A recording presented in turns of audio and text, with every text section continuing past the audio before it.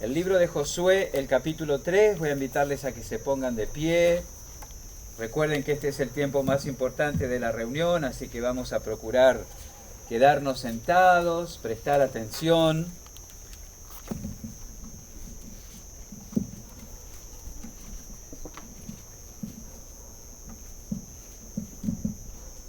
Necesito ayuda de alguno de los técnicos porque se cae el soporte.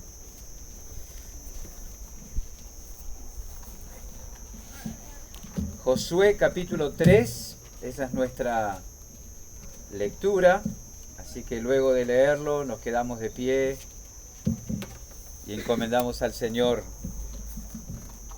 Ahí está. Bien, muchas gracias. Leemos la palabra de Dios, dice así: Josué se levantó de mañana y él y todos los hijos de Israel partieron de Sittim y vinieron hasta el Jordán y reposaron allí antes de pasarlo. Y después de 3 días los oficiales recorrieron el campamento y mandaron al pueblo diciendo: Cuando veáis el arca del pacto de Jehová vuestro Dios y los levitas sacerdotes que la llevan, vosotros saldréis de vuestro lugar y marcharéis en pos de ella, a fin de que sepáis el camino por donde habéis de ir, por cuanto vosotros no habéis pasado antes de ahora por este camino. Pero entre vosotros y ella haya distancia como de 2000 codos, no os acercaréis a ella. Y Josué dijo al pueblo: santificaos, porque Jehová hará mañana maravillas entre vosotros. Y habló Josué a los sacerdotes diciendo: tomad el arca del pacto y pasad delante del pueblo. Y ellos tomaron el arca del pacto y fueron delante del pueblo. Entonces Jehová dijo a Josué: desde este día comenzaré a engrandecerte delante de los ojos de todo Israel, para que entiendan que como estuve con Moisés, así estaré contigo. Tú pues mandarás a los sacerdotes que llevan el arca del pacto, diciendo: cuando hayáis entrado hasta el borde del agua del Jordán, pararéis en el Jordán. Y Josué dijo a los hijos de Israel: acercaos y escuchad las palabras de Jehová vuestro Dios. Y añadió Josué: en esto conoceréis que el Dios viviente está en medio de vosotros, y que él echará de delante de vosotros al cananeo, al eteo, al heveo, al fereceo, al gergeseo, al amorreo y al jebuseo. He aquí el arca del pacto del Señor de toda la tierra pasará delante de vosotros en medio del Jordán.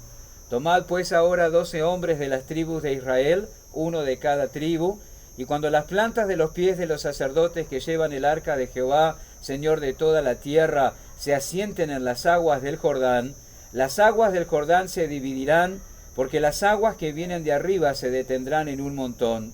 Y aconteció cuando partió el pueblo de sus tiendas para pasar el Jordán con los sacerdotes delante del pueblo llevando el arca del pacto, cuando los que llevaban el arca entraron en el Jordán y los pies de los sacerdotes que llevaban el arca fueron mojados a la orilla del agua, porque el Jordán suele desbordarse por todas sus orillas todo el tiempo de la siega, las aguas que venían de arriba se detuvieron como en un montón, bien lejos de la ciudad de Adam, que está al lado de Zaretam, y las que descendían al mar del Arabá, al mar salado, se acabaron y fueron divididas, y el pueblo pasó en dirección de Jericó. Mas los sacerdotes que llevaban el arca del pacto de Jehová estuvieron en seco, firmes en medio del Jordán, hasta que todo el pueblo hubo acabado de pasar el Jordán, y todo Israel pasó en seco. Padre, te agradecemos por poder ahora pararnos delante de ti, pararnos delante de tu palabra. Nosotros confiamos en la eficacia y el poder de tu palabra y oramos que tú la uses en nuestros corazones en esta noche. En el precioso nombre de Jesús. Amén. Pueden tomar asiento, muchas gracias. La historia del pueblo de Israel realmente es una historia fascinante, ¿verdad? Nosotros podemos pasar por todos los eventos de la historia del pueblo de Israel y maravillarnos al considerar los detalles y las lecciones que podemos extraer de ellos. Tenemos permiso de la Escritura de extraer lecciones de los eventos de la historia del pueblo de Israel. Dice en 1 Corintios capítulo 10, estas cosas les acontecieron como ejemplo y están escritas para amonestarnos a nosotros. Así que tenemos ejemplo, permiso de la Escritura para tomar y considerar estos eventos de la historia del pueblo de Israel y extraer lecciones para nosotros. Y aquí en Josué capítulo 3 y 4, que son los capítulos de los que nos vamos a ocupar con la ayuda de nuestro Dios en esta noche, encontramos al pueblo de Israel en los umbrales de la tierra prometida, ¿verdad? Es un momento crucial para el pueblo. Están a punto de entrar en la tierra de Canaán. Van a dejar atrás experiencias maravillosas también y van hacia adelante, hacia una nueva etapa, una nueva modalidad de vida, un nuevo comienzo, por decirlo de alguna manera. Y el Señor en el umbral de la tierra prometida, en el umbral de esta nueva etapa, les da dos exhortaciones que vamos a considerar y que son pertinentes para nosotros porque nosotros también estamos hoy en el umbral de algo nuevo. Estamos en el umbral de un nuevo comienzo, estamos en el umbral de un nuevo año. Estamos dejando atrás experiencias, algunas han sido amargas, otras han sido gozosas, en todas hemos visto la fidelidad y el cuidado de nuestro Dios, pero estamos dejando algo atrás y estamos enfocándonos hacia adelante, algo nuevo, algo que el Señor tiene preparado para nosotros. Y en estos dos capítulos, como acabo de decir, hay dos exhortaciones dadas al pueblo de Israel que haríamos bien también en considerar y aplicarlas a nuestras propias vidas. En el capítulo 3, la exhortación que Dios le da al pueblo de Israel es: sigan al arca. Esa es la exhortación de Josué capítulo 3, sigan al arca. Este es el énfasis del capítulo. El pueblo debía seguir al arca del pacto, ¿verdad? El pueblo debía seguir ese mueble que formaba parte del tabernáculo, que era muy importante en todo el sistema de adoración, el arca del pacto que simbolizaba la presencia de Dios en medio de su pueblo. Ellos debían prestar atención, ese era el símbolo de la presencia de Dios en medio de ellos, y debían seguirla mientras avanzaban para cruzar el Jordán y así entrar en la tierra prometida. El arca ocupa el centro de la escena aquí en Josué capítulo 3.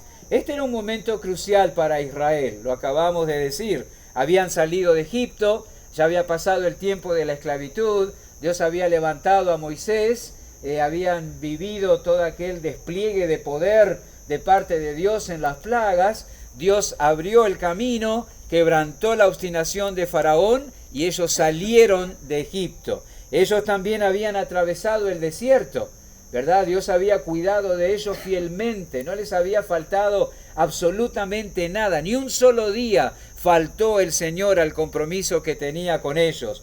Finalmente ahí estaban al límite de la tierra de Canaán, estaban frente al río Jordán. Lo que se levantaba entre la tierra y ellos era el río Jordán. Y la orden que habían recibido, no necesitan ustedes buscar, simplemente escuchar, era: mi siervo Moisés ha muerto, ahora pues levántate y pasa este Jordán, tú y todo este pueblo, a la tierra que yo les doy a los hijos de Israel. Ahí estaban, ante la tierra prometida, el Jordán en el medio y la orden de Dios: pasen el río, crucen el río, pasen a la tierra que les he prometido. Qué alegría, ¿verdad? Quizás habían soñado con este momento varias noches ya, durante todo el viaje. ¿Cuándo llegaremos? ¿Cuándo veremos la tierra? ¿Cuándo entraremos a la tierra? Y finalmente el momento había llegado. Ahora era pasar y listo. Ya estaban ahí. Pero realmente, hermanos y amigos queridos, ese río representaba para ellos un gran obstáculo. Un gran obstáculo. Normalmente el río Jordán no representaba un obstáculo para nadie, ¿verdad? Era un hilo de agua nomás que corría ahí en ese valle que el mismo río había trazado, y no era difícil pasarlo de un lado al otro en la mayoría del año. Pero he aquí que dice aquí en versículo 15 que acabamos de leer, que el Jordán suele desbordarse por todas sus orillas todo el tiempo de la siega. La mayor parte del año el río no era un obstáculo, pero en este momento, cuando ellos llegaron frente al Jordán, el Jordán sí era un obstáculo. El Jordán sí era un obstáculo porque en esta época del año no se podía cruzar fácilmente. ¿Y cuál es la pregunta que nos hacemos? Al menos yo me pregunto, ¿y no podía haber Dios previsto eso?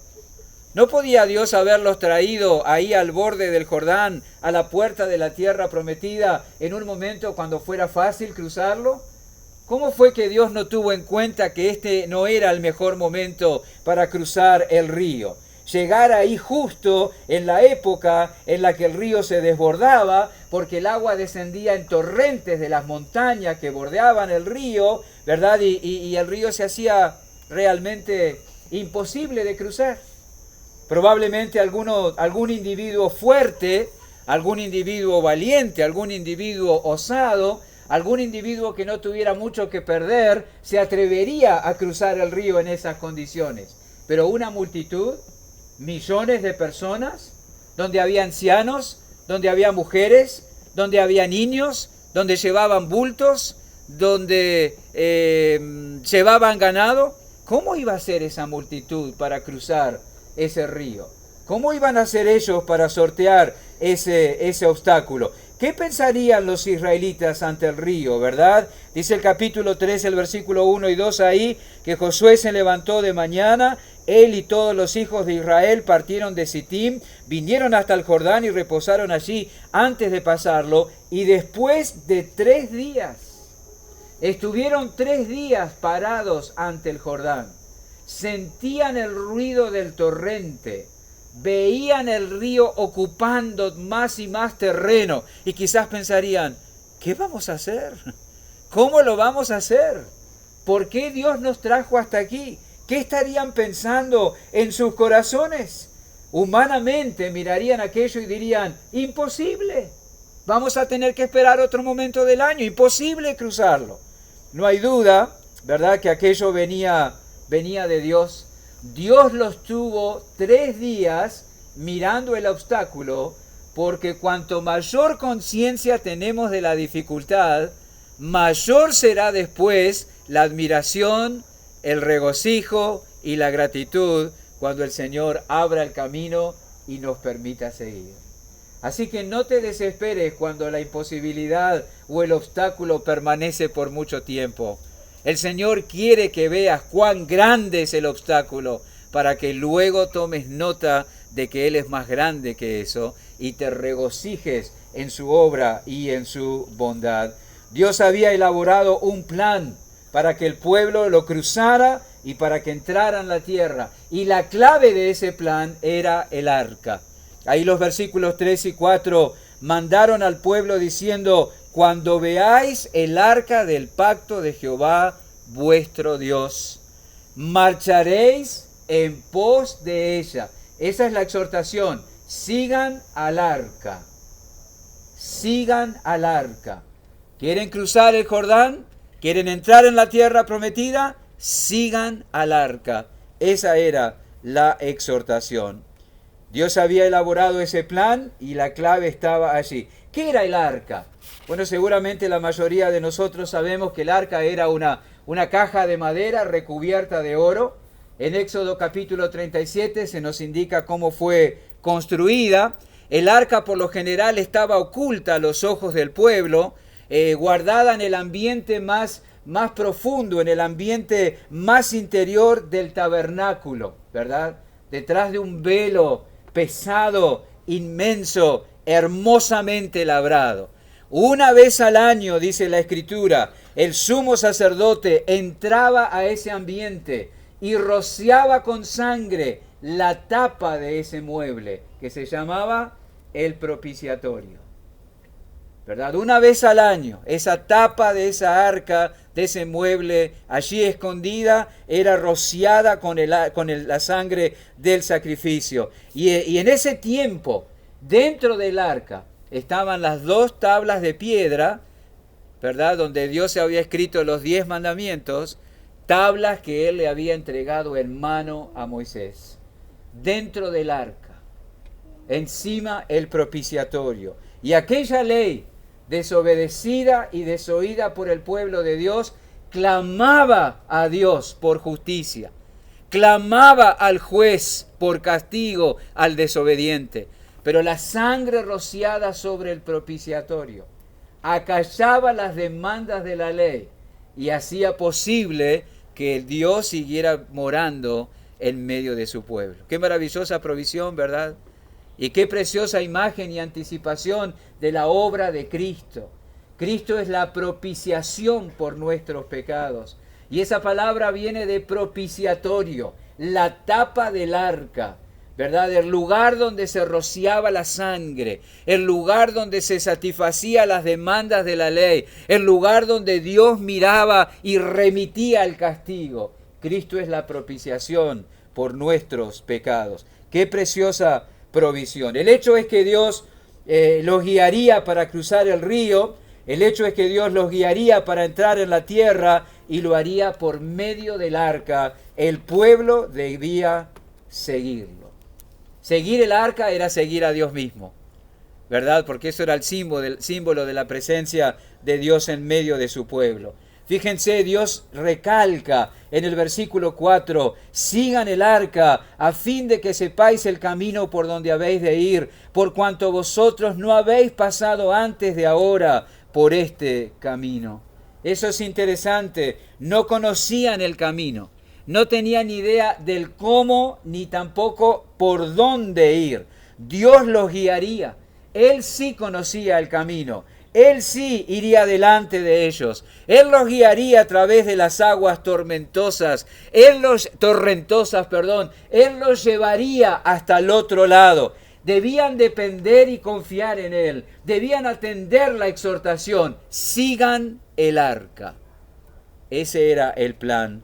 Negarse a atender esa exhortación sería temerario y hasta tonto, ¿verdad? Porque Dios conocía el camino. Él sabía dónde quería introducirlos. La cuestión era que ellos estuvieran dispuestos a seguir el arca. Ellos debían desoír todos sus temores y también debían negarse a atender las especulaciones, ¿verdad? Y las artimañas o las estrategias que pudieran estar elaborando en sus propias mentes.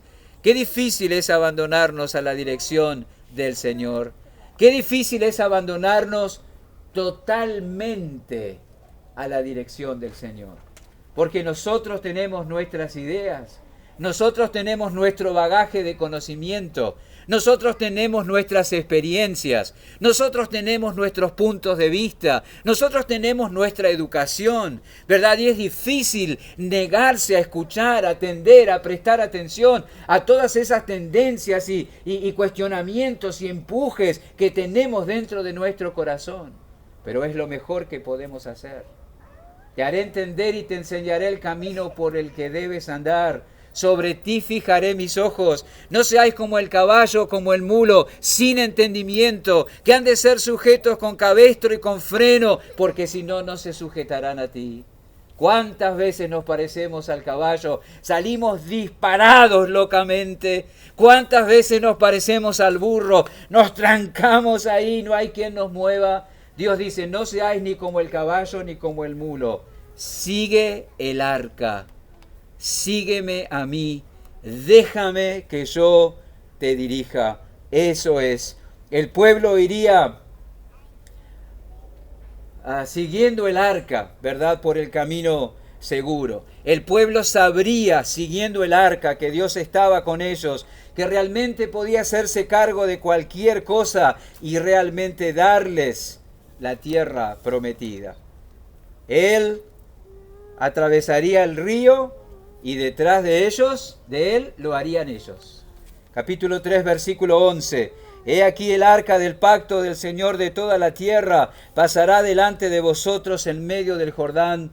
Tomad pues ahora 12 hombres de las tribus de Israel, uno de cada tribu, y cuando las plantas de los pies de los sacerdotes que llevan el arca de Jehová, Señor de toda la tierra, se asienten en las aguas del Jordán, las aguas del Jordán se dividirán, porque las aguas que vienen de arriba se detendrán en un montón. Yo atravesaré el río, y detrás mío irán ustedes. Sigan el arca. Así que los sacerdotes tomaron el arca, dice la Biblia, y comenzaron a caminar hacia el torrente. Imagínense el agua chocando contra los pies de los sacerdotes. Era un torrente. No sé si han visto el agua que desciende de la montaña. Probablemente ellos tendrían temor de perder el equilibrio porque la fuerza, el ímpetu del agua era realmente tremenda. Quizás temían caerse ahí en el cauce del río. Y en un momento, dice la Escritura, Dios detuvo el agua que venía hacia ellos. Cuando los sacerdotes con el arca se introdujeron en el río, Dios detuvo el agua que venía hacia ellos. Impresionante, ¿verdad? El lecho del río, antes furioso, mejor dicho, el curso del río, antes furioso, ahora detenido. ¿Y qué pasó? Todos pasaron. Todos pasaron, dice la Escritura. El versículo 15, cuando los que llevaban el arca entraron en el Jordán y los pies de los sacerdotes que llevaban el arca fueron mojados a la orilla del agua, porque el Jordán suele desbordarse por todas sus orillas todo el tiempo de la siega, las aguas que venían de arriba se detuvieron como en un montón. Y seguimos, 17. Los sacerdotes que llevaban el arca del pacto de Jehová estuvieron en seco, firmes en medio del Jordán, hasta que todo el pueblo hubo acabado de pasar el Jordán. Dios lo había hecho, se los había prometido y lo hizo. No había experimentado ningún problema, mejor dicho, no había representado para Dios ningún problema que aquella no fuera la época del año en que era el mejor momento para pasar el río. Para Dios eso no era un problema y lo demostró claramente, no era un problema para Él. No hay nada imposible para Dios, dice la Escritura. Dios detuvo el agua unos 30 kilómetros antes de donde ellos estaban, ¿verdad? Y las aguas de abajo descendieron hacia el mar muerto y quedó un amplio espacio por donde pasó todo el pueblo. Y todos vieron lo que pasó, porque ya leímos también que Dios había encomendado que el pueblo permaneciera como a 1 kilómetro de distancia. El arca iba a empezar a moverse, pero ellos debían mantener entre ellos y el arca 1 kilómetro de distancia. ¿Para qué? Para que pudieran ver todos exactamente lo que Dios haría. Y todos vieron lo que Dios hizo a favor de su pueblo. Seguro estaban atónitos, ¿verdad? Maravillados. Dios fue delante de ellos, abrió el camino, debían ahora seguirlo y así pasar el río. Él les indicó el camino y Él se los abrió para ellos. Leamos nuevamente el versículo 4. Ustedes no conocen el camino, no habéis pasado antes de ahora por este camino. No conocían el camino, nunca habían andado por ahí, necesitaban dirección y Dios se la proveyó. Sigan el arca. ¿Sabe que la necesidad de ser dirigidos también la tenemos nosotros? No es una de las necesidades que generalmente reconocemos, ¿verdad? Necesitamos compañerismo, necesitamos sabiduría, necesitamos salud, necesitamos trabajo, necesitamos tranquilidad, necesitamos paz. Pocas veces decimos, yo necesito dirección porque soy un tonto, soy un necio, me engaño fácilmente, me engaña cualquiera, me engaño yo mismo. La necesidad de dirección es también una necesidad nuestra y muy poco frecuente es el reconocimiento que hacemos de esa necesidad. Y aunque en algunas oportunidades parece que reconocemos nuestra necesidad, decimos que necesitamos sabiduría, ya tenemos 1001 tramoya o 1001 estrategia humana dando vuelta por nuestra mente para saber cómo vamos a enfrentar tal o cual situación. Y en ocasiones leemos la Biblia, oramos, oímos una predicación, pedimos consejo, pero al final hacemos lo que nos parece mejor o lo que más nos conviene. Dejarse dirigir es una de las cosas más difíciles para nosotros. Por eso el Señor dice, no seáis como el caballo ni como el mulo. Él lo sabe perfectamente. dejarnos dirigir es un problema muy serio para nosotros. Necesitamos disciplinarnos y seguir al Señor. Necesitamos disciplinarnos y dejarnos guiar. Nosotros tampoco conocemos el camino que tenemos por delante. Nosotros también necesitamos que el Señor nos dirija a medida que avanzamos. No actuemos neciamente. Por supuesto, la clave para nosotros hoy en día no es el arca del pacto, ¿verdad? No tenemos ese símbolo de la presencia de Dios. Dios ahora no se manifiesta externamente. Él mora en nosotros y nos dirige por medio de su palabra. Lámpara es a mis pies tu palabra y lumbrera a mi camino. Él nos dirige por medio de la Escritura, nos lleva a Cristo, nos lleva a aquel en quien están escondidos todos los secretos de la sabiduría y del conocimiento. Nos dirige a través de la comunión y la permanencia con el Hijo. Nos dirige de esa manera y solo hay que prestarle atención. Hermanos, ¿acaso no hemos visto maravillas cuando obedecimos su palabra? ¿No hemos visto maravillas cuando aplicamos los principios de la Escritura con confianza, con humildad a los problemas que surgen en la vida diaria? ¿No nos hemos regocijado al ver cómo se han abierto las puertas, cómo se ha abierto el río, cómo ha venido la paz, cómo ha venido la provisión, cómo ha venido la resolución? Simplemente porque dejamos que el Señor nos dirigiera e hicimos con humildad lo que Él nos indicó que deberíamos hacer, aun cuando era totalmente contrario a nuestro propio criterio. Qué bienaventuranza hemos disfrutado tantas veces cuando decimos, esto dice Dios, hagámoslo así. Esto dice Dios, hagámoslo de esta manera. Qué preciosa bendición trae eso. Así que a las puertas de un nuevo año, comenzando un camino que no conocemos, sigue al Señor, hermano. Déjate guiar por Él. Renuncia a tu pretendida prudencia. Fíate de Jehová de todo tu corazón. No te apoyes en tu propia prudencia. Reconócelo en todos tus caminos y Él enderezará tus veredas. Hombres, tomen ese lugar. Tomen su lugar y guíen a su familia siguiendo al Señor. Mujeres, tomen su lugar y sigue a tu marido mientras él sigue al Señor. Y lleven con ustedes a sus hijos. No dejen que ellos elijan si van a ir con ustedes o no. Lleven con ustedes a sus hijos por el camino que el Señor les ha indicado. ¿Se imaginan los diálogos mientras cruzaban el río? Entre los padres y los niños. ¿Qué pasó? Dios lo hizo, ya vamos a llegar al otro lado. Mamá, qué terrible, qué maravilloso. Vamos, el Señor nos abrió el camino, tenemos que seguirle a Él. Pero la historia no termina ahí. Rápidamente consideremos la segunda exhortación, eso está en el capítulo 4. La primera exhortación es sigan el arca. La segunda exhortación es recuerden lo que he hecho por ustedes.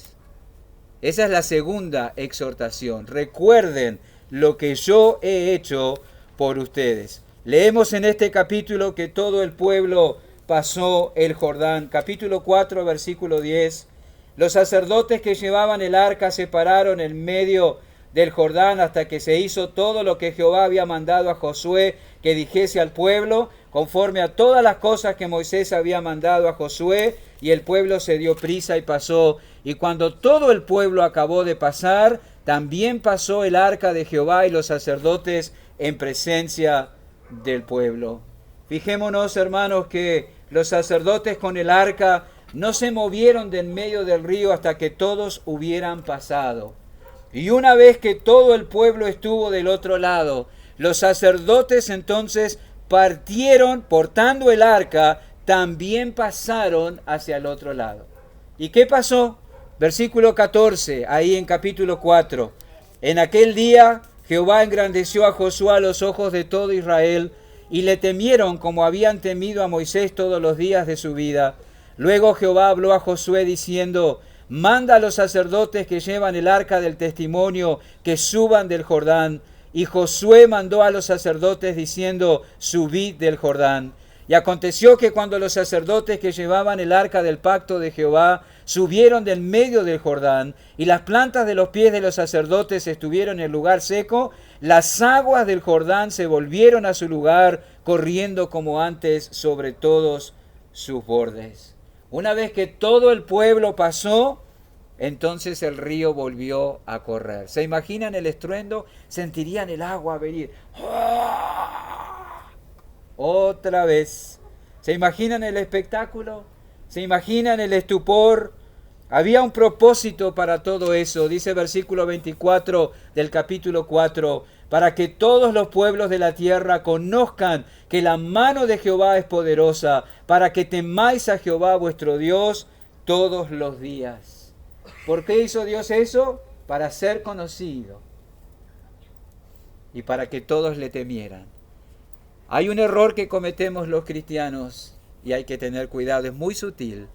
Nosotros pensamos que las bendiciones vienen sobre nuestras vidas por razón propia, que vienen porque nosotros las merecemos o las pedimos o hicimos algún mérito o porque somos creyentes. En realidad todo lo que Dios hace es para dar a conocer su gloria. No es por ti que Dios te bendice, no es por ti que Dios te provee, no es por ti que Dios te protege, no es por ti que Dios te sostiene, es para mostrar quién es Él, para que Él sea conocido. Todo lo que te pasa en la vida no tiene como centro tu propia razón o tu propia existencia, la gloria de Dios. Aquí el río no se abrió para que finalmente el pueblo entrara en la tierra prometida. El río se abrió para que todos vieran la gloria de Dios y supieran quién es Él y se humillaran en temor delante del Dios del cielo. Eso es la razón. Eso es por qué lo hizo. Meditamos, hermanos, con frecuencia en lo que Dios es capaz de hacer. Meditamos con frecuencia en lo que Dios ha hecho a lo largo de la historia o en tu vida. Meditamos con frecuencia en lo que Dios ha garantizado que hará. Se lo enseñamos a nuestros hijos. Estamos aprendiendo y creciendo en el temor a Él. ¿Están aprendiendo tus hijos a temer a Jehová? Un suceso como este se lo tenemos que contar a los hijos. No para satisfacer la curiosidad, no para darles algo que puedan imaginarse y recrear una gran escena, para que conozcan al Dios del cielo. Hay que contarle esto. Para que sepan quién es Dios y para que sabiendo quién es Él, aprendan a temerle.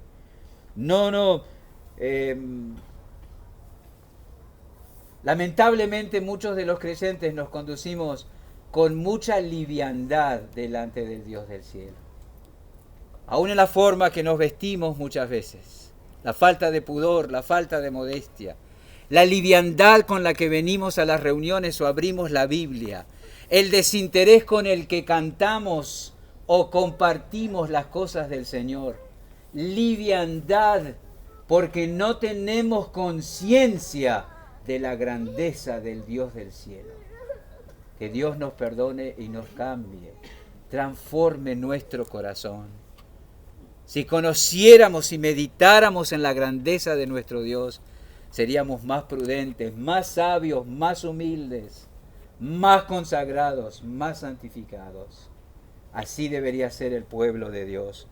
Pero nosotros desechamos o no prestamos atención a la grandeza de nuestro Dios. Dice el capítulo 5, versículo 1, cuando todos los reyes de los amorreos que estaban al otro lado del Jordán al occidente y todos los reyes de los cananeos que estaban cerca del mar oyeron cómo Jehová había secado las aguas del Jordán delante de los hijos de Israel hasta que hubieron pasado, desfalleció su corazón y no hubo más aliento en ellos delante de los hijos de Israel. Me temo que estos paganos tuvieron una respuesta más correcta ante la grandeza de Dios que muchos de nosotros.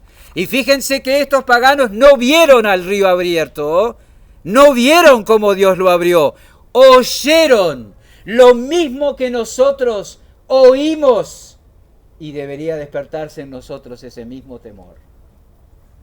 Ellos temen más a Dios que muchos de nosotros que profesamos, temieron más a Dios que muchos de nosotros que profesamos conocer al Señor. No hay duda que aquello sería inolvidable para aquellos israelitas. Sus padres habían visto cómo Dios abrió el Mar Rojo, seguro jamás lo pudieron olvidar. Ahora ellos veían cómo Dios abrió el Jordán, seguro que jamás lo podrían olvidar. Pero por las dudas, Dios quiso asegurarse que no se olvidaran. ¿Cómo nos conoce nuestro Dios y cuán compasivo es Él con nosotros? Ahora, Dios quería que ellos se acordaran de lo que habían hecho, de lo que Él había hecho.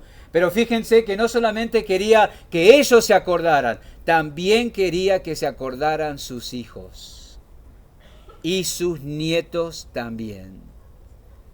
Dios quería que ellos no se olvidaran, pero que tampoco se olvidaran las generaciones futuras. Mire lo que dice capítulo 4, vamos ahí, ya estamos terminando. Capítulo 4, versículo 1. Cuando toda la gente hubo acabado de pasar el Jordán, Jehová habló a Josué diciendo, tomad del pueblo 12 hombres, uno de cada tribu, y mandadles diciendo, tomad de aquí del medio del Jordán, del lugar donde están firmes los pies de los sacerdotes, 12 piedras, las cuales pasaréis con vosotros, y levantadlas en el lugar donde habéis de pasar la noche. Entonces Josué llamó a los 12 hombres, a los cuales él había designado de entre los hijos de Israel, uno de cada tribu. Y les dijo Josué, pasad delante del arca de Jehová vuestro Dios a la mitad del Jordán, y cada uno de vosotros tome una piedra sobre su hombro, conforme al número de las tribus de los hijos de Israel, para que esto sea señal entre vosotros. Y aquí viene.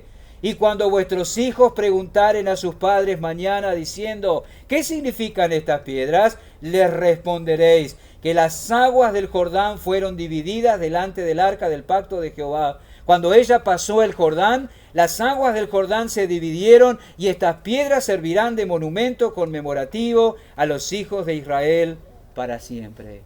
Ahí está, eso tenían que hacer. No debían olvidar lo que Dios había hecho. Encontrarían en el futuro desafíos tremendos y les haría muy bien recordar cómo Dios había abierto el Jordán en aquella oportunidad.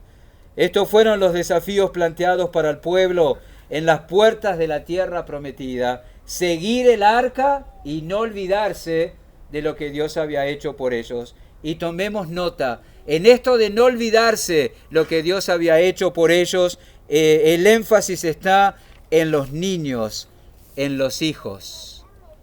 Pongan estas piedras aquí y cuando tus hijos las vean y te pregunten, deciles, este monumento conmemora lo que Dios hizo a nuestro favor, abriendo el Jordán e introduciéndonos en la tierra prometida.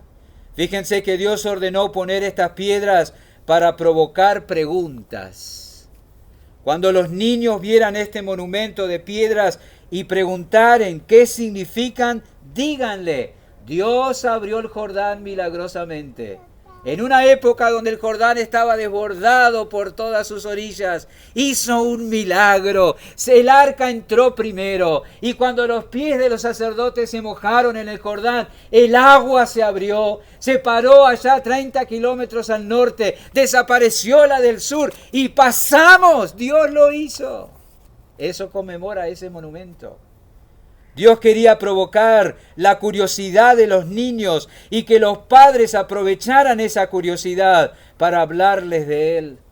Cuando les pregunten, respondan, explíquenles quién soy y qué hice por ustedes. El monumento solo no decía nada, ¿verdad? Pero iba a provocar preguntas y los padres tenían que aprovechar esas preguntas para enseñarles de Dios. Hermanos, la necesidad de recordar también es nuestra. Nosotros también tenemos objetos que nos ayudan a recordar. Yo tengo un problema muy serio con los souvenirs. Para mí son las cosas más innecesarias. Usando una palabra suave, necesitamos todo un stand, un mueble para todos los souvenirs que acabamos terminando a lo largo de la vida, ¿no es cierto? Pero souvenir significa recuerdo. ¿verdad? Queremos recordar una boda, queremos recordar un nacimiento. Traemos cosas de lugares donde visitamos, ¿verdad? Porque queremos recordar los lugares que hemos visitado. Nosotros olvidamos fácilmente. Olvidamos promesas, olvidamos compromisos, olvidamos bendiciones, olvidamos favores. Por eso la necesidad de las agendas, de los calendarios, de los carteles, de las notificaciones, de los pinches en la heladera, de los mails, de las alarmas, porque nos olvidamos de todo. Nosotros también tenemos necesidad de recordar. Lo peor, olvidamos de los beneficios que hemos recibido del Señor. Por eso el salmista le dice al alma: bendice alma mía Jehová, y bendiga todo mi ser su santo nombre. Bendice alma mía Jehová, y no olvides ninguno, que significa ni uno, de sus beneficios. ¿Y cuál es el primer beneficio? Él es quien perdona todas tus iniquidades. ¿Cómo puede ser que olvidemos tan fácilmente la más grande de las bendiciones? Pero Dios es compasivo y lo sabe. Por eso instauró la cena del Señor, ¿verdad? Para no olvidarnos de la muerte del Señor, que incluyó el quebrantamiento de su cuerpo, por eso comemos pan, y el derramamiento de su sangre, por eso tomamos jugo de uva, para no olvidar lo que costó y el alcance de nuestra salvación. Cuando olvidamos, perdemos la motivación para crecer. En segunda de Pedro capítulo 1, léanlo después en casa, dice: añadid a vuestra fe virtud, a la virtud conocimiento, al conocimiento dominio propio, al dominio propio paciencia, a la paciencia piedad, a la piedad afecto fraternal y al afecto fraternal amor. Si estas cosas están en ustedes, fantásticas, pero si estas cosas no están en ustedes, significa que se han olvidado de la purificación de sus antiguos pecados. El olvido de la redención, el olvido de la salvación nos hace estériles, nos hace ingratos, nos hace livianos. Empezamos a mirar y a quejarnos por cualquier cosa. Perdemos la espiritualidad por olvidar la redención.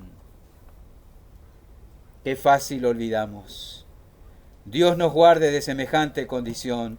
Explícale a tus hijos por qué participamos de la cena del Señor. Tengamos hitos en casa, hitos en la familia. Recordemos fechas, recordemos eventos, recordemos necesidades, soluciones, recordemos respuestas, visitas, auxilios, ayudas, ofrendas, invitaciones, decisiones, mensajes. Recordemos eso en la familia. Eso es. En cada ocasión, ¿qué hizo Dios por nosotros?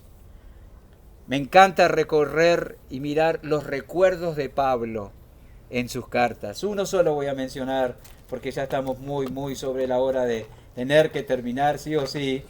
Pero uno solo de esos recuerdos, 2 Corintios capítulo 7, versículo 5. Si ustedes quieren hacer un estudio, háganlo. Porque de cierto, dice, cuando vinimos a Macedonia, ningún reposo tuvo nuestro cuerpo, sino que en todo fuimos atribulados, de fuera conflictos, de dentro temores. ¿Qué situación? Pero Dios, que consuela a los humildes, nos consoló con la venida de Tito. Qué recuerdo. Pablo no se olvidó más. ¿No nos ha pasado estar en una situación horrible y un hermano llama, o un hermano se aparece, o un hermano viene? Generalmente estamos nosotros esperando que vengan. Mejor aparécete tú. Los recuerdos de Pablo, recuerdos maravillosos de la misericordia y la bondad de Dios. Dios no quiere que olvidemos estos recuerdos. A Pablo lo alentaban, y este recuerdo, este monumento a los israelitas los alentaría en el futuro, provocaría el sano temor a Dios y una fuerte confianza en Él, en sus hijos. Así que enfrentando la tierra prometida y el desafío de conquistarla, había dos cosas que Dios quería que su pueblo hiciera: que lo siguieran y que no se olvidaran. Sigan el arca, no se olviden lo que yo he hecho. Estamos en los umbrales de un nuevo año y los desafíos que traerá son absolutamente desconocidos para nosotros. Por tanto, estas exhortaciones son pertinentes para nosotros. Hermanos, sigamos al Señor y no olvidemos todo lo que ha hecho a nuestro favor. No lo hagamos. No seamos presuntuosos pensando que vamos a poder solos. No seamos ingratos reclamando más, olvidando lo que ya nos ha sido dado. Necesitamos ser guiados y debemos recordar para la gloria de Dios. 2 aplicaciones prácticas para terminar. La primera, evalúa cómo fueron las cosas cuando te lanzaste locamente sin tomar tiempo para consultar al Señor. ¿Te acuerdas de situaciones donde no consultaste y te mandaste solo? Quizás todavía estás pagando las consecuencias. Pasa revista a eso con frecuencia. Te hará humilde y te ayudará a colocarte bajo la dirección del Señor. Evalúa y aprende, sé humilde delante del Señor y déjate guiar. Y en segundo lugar, haz una lista de grandes momentos de este año que está terminando, los cuales no necesariamente deben ser felices, ¿verdad? Momentos destacados del año donde gustaste profundamente de la benignidad del Señor. Haz una lista. Y permíteme un consejo. En vez de levantar una copa con fresquita o freshita, no sé cómo se llama, algo de eso, recréense comentando y agradeciendo a Dios esos momentos en que gustamos su benignidad a lo largo del año que termina.